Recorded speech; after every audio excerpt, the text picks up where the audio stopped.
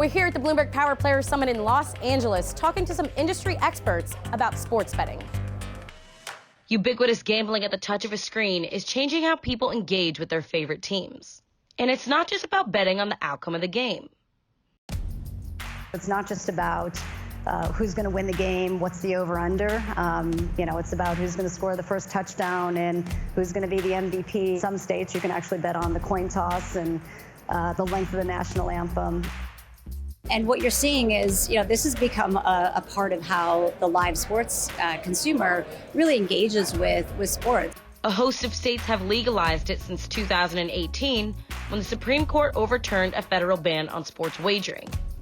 More than 100 million Americans now live in places where they can legally bet on events like the Super Bowl.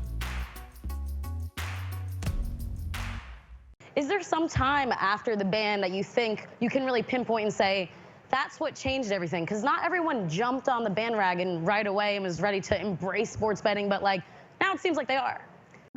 The role that fantasy sports has played in legalizing online sports betting. If you go back to 2016, they actually passed the law to legalize fantasy sports, and that really provided a bridge to 2018.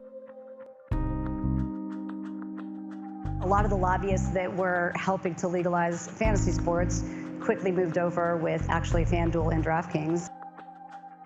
It's only been a few years since you've had legal sports betting outside of Nevada. 14 states right now that you can legally place a bet on. That's up from 10 a year ago. Within weeks of gambling apps being introduced in New York on January 8th this year, betting companies had signed up 1.5 million accounts from 1.1 million customers. Almost 90% of them new to regulated sports betting. I think also a big deal was that the attitudes of the leagues and the other stakeholders associated with the games changed. I remember when Adam Silver wrote an op-ed, I believe it was in the Times, talking about how sports betting should be legalized and regulated, and it was like, wow, and a commissioner of a major sports league is saying that? It was just unheard of.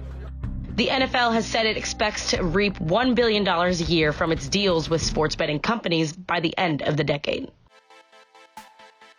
The biggest sports leagues in the world have officially endorsed it, right? We did a landmark deal with the NFL this year. We've been partnered up with the NBA. Playoffs this year were 4 times what we saw last year.